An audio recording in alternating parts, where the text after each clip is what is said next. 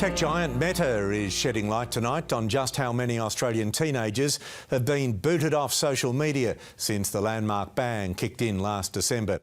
Hello, welcome to Media Watch. I'm Linton Besser. First tonight, a handout of happy news by Meta to the Australian press. Evidence the company is, in fact, a good corporate citizen working hand in hand with the Australian government. A statement from Meta, the social media company, owner of Facebook and Instagram, on the number of teen accounts it's taken down. Yeah, an updated number, 750,000 accounts. Interesting timing as well. Why interesting? Because the following day, the company was scheduled to appear before a Senate committee weighing new laws and tougher penalties on the world's tech companies, and which expressed somewhat less delight with Meta's spin on the ball. I would put to you that your social media feeds are absolutely designed to keep people addicted to the feed.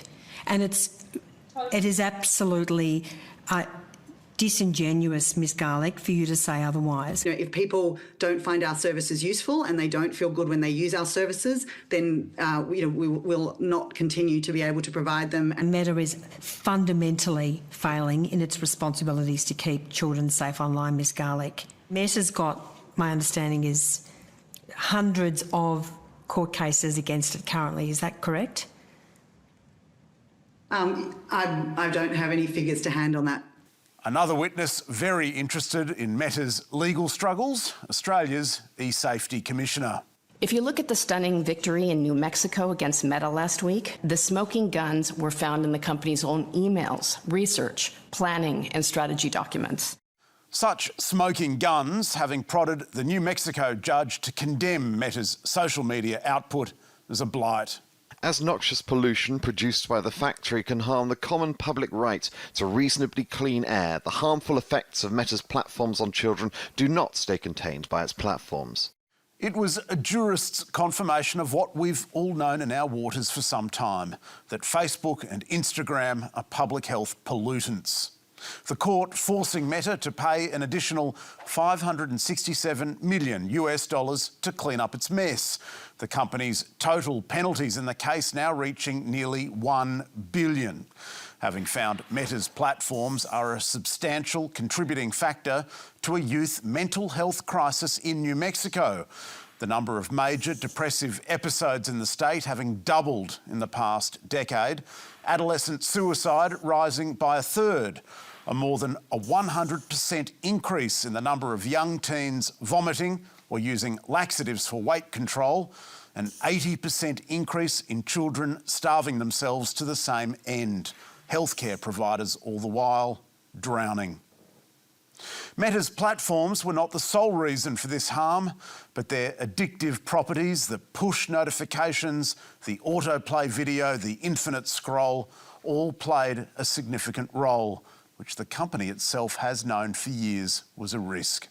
Meta had information that teens' developing brains diminish their capacity for sound judgment and emotional regulation, making them especially vulnerable to addictive use of Meta's platforms.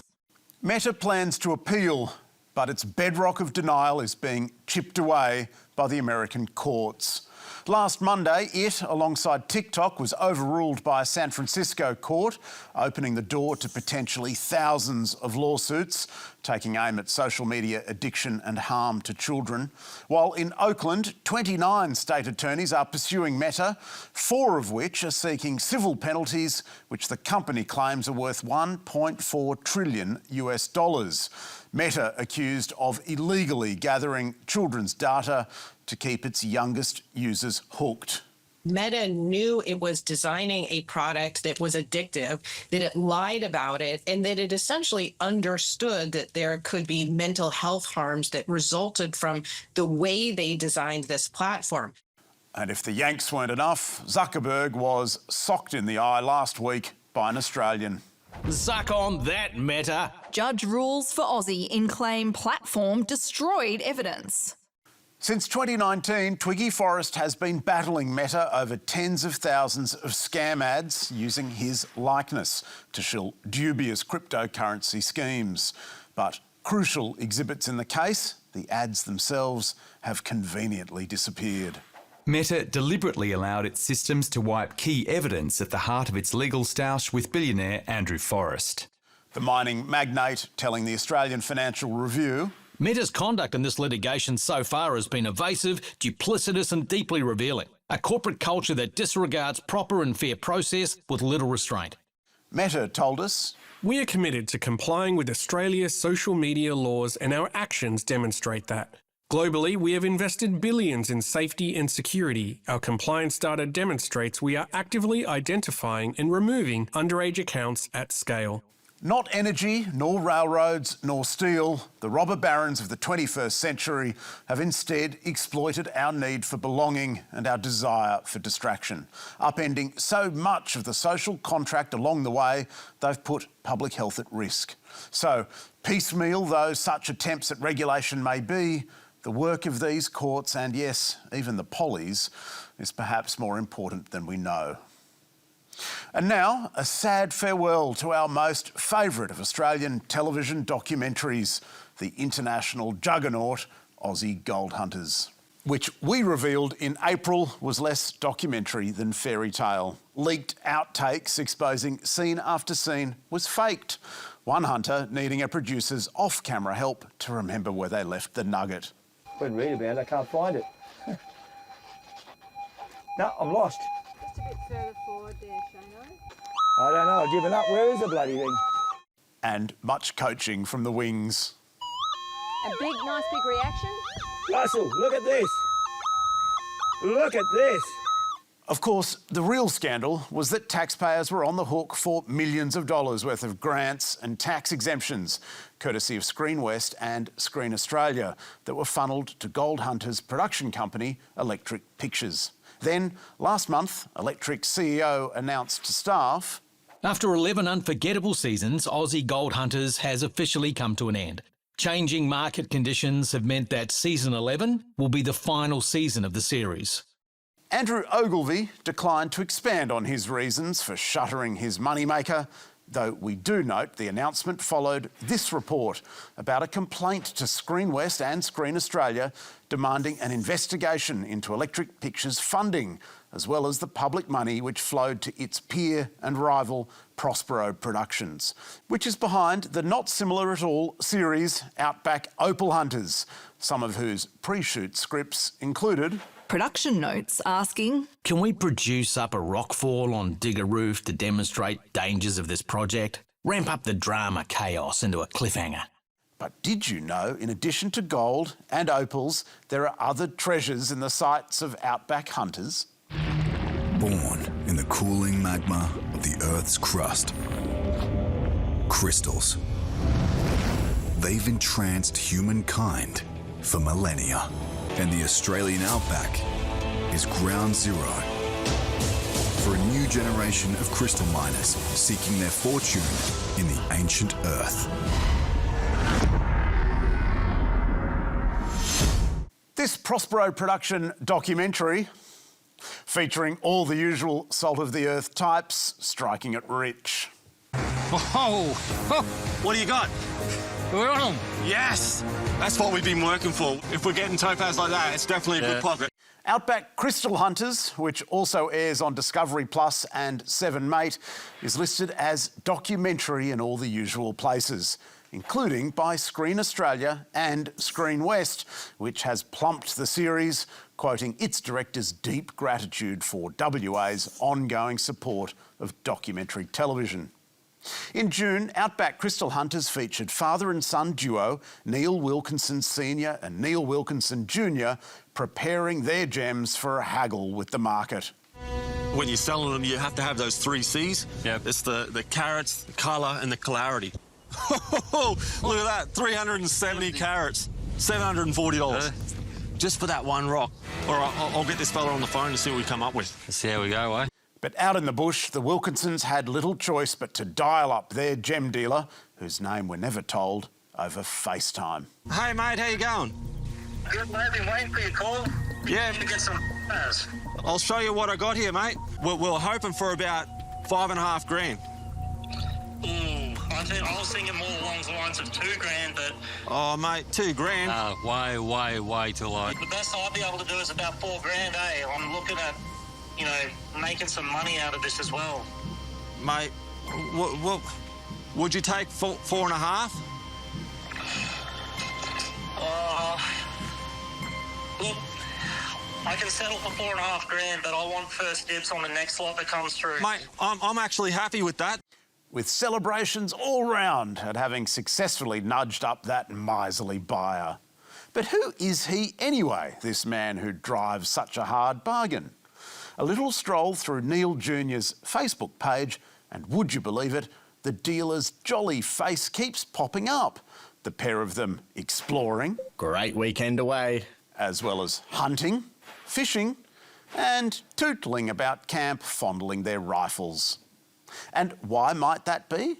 Because the dealer's name is Michael Wilkinson, and he's Neil Wilkinson Jr.'s brother and Neil Wilkinson Sr.'s other son. Rather than a gem dealer, Michael is an auto mechanic who told us his appearance on Crystal Hunters was... Just a bit of fun. My brother and dad are on the show. They do the crystal hunting. And how did he end up with his cameo? What had happened was they did a sale. But the person they did the sale with didn't want to be on the show, and I had to act as him and had to repeat everything he did. His dad and star of the show told us... It doesn't matter. The deal was done. We just needed someone to portray it. At the end of the day, I don't think it's a documentary. Neil, you're no Robinson Crusoe there. Prospero Productions told us... Sometimes story recreations can occur if anecdotes or scenarios happen when our cameras are not in the field, or when someone chose not to appear on camera. But they are still based on real stories that meet the definition of creative treatment of actuality. The word creative doing just a touch of heavy lifting.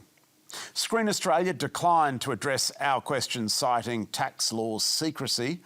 Screen West, meanwhile, assured us that all applications to it for grant funding are carefully reviewed and assessed against relevant criteria. If funding bodies are determined to bankroll contrived Australiana, blokes and Sheilas striking it rich in the Outback, then they should at least be plain speaking about it and stop pretending these soap operas are the real documentaries the taxpayer might expect to pay for. And finally tonight, to this exclusive in the Sunday Telegraph. Bill shock madness. Albo's $275 bill vow a shocker 4 years on. Last month, the Sunday tabloid, citing new coalition analysis, reported that since coming to office, Labor has overseen soaring electricity bills, and that families across New South Wales have been among the hardest hit. Families like the Vabhavs, who were placed front and centre of this cost of living nightmare. Northern Beach's father, Rusty Vabhav, said energy prices contributed to a cost of living crisis, which meant his family could not buy a home where they currently lived. Instead, this hard-pressed family was forced to buy in the cheaper western suburb of Blacktown and rent where they really wanted to live in Narraweena, a stone's throw from the beach. Mr Vabhav telling the paper... We've given up saving money to live in our own home. All the expenses that we have increased. Energy, petrol, groceries. It feels like we're paying double. But is Rusty Vabhav's decision to rent his family a home a symptom of this Labor-led cost of living squeeze? He told us... We have absolutely not been forced to rent because of the cost of living.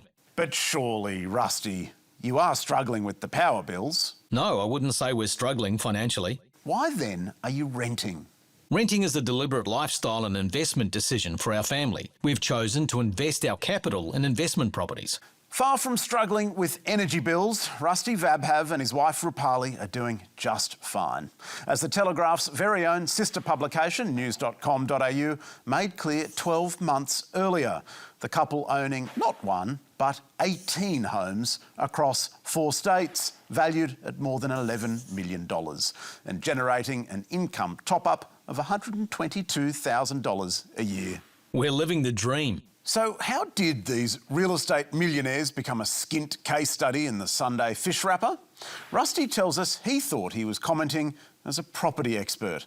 After all, it's what he does for a living, running this website offering property investment advice. He told us... The article didn't put any context around what we had to say. It is true that cost of living is going up, but there was nothing from memory about us struggling, because we are not. How could we be investing if we were struggling? We asked News Corp if the Vabhav family was the most excellent case study it could have found to illustrate its yarn, but heard crickets in reply. Perhaps the moral of the tale is next time you light upon a case study that you think lives on Struggle Street, you might want to check the address first. And that's all from us tonight. Be sure to check us out on ABC iView as well as YouTube, Facebook and also Reddit. You can find full statements on our website and don't forget to send us your tips. See you next week.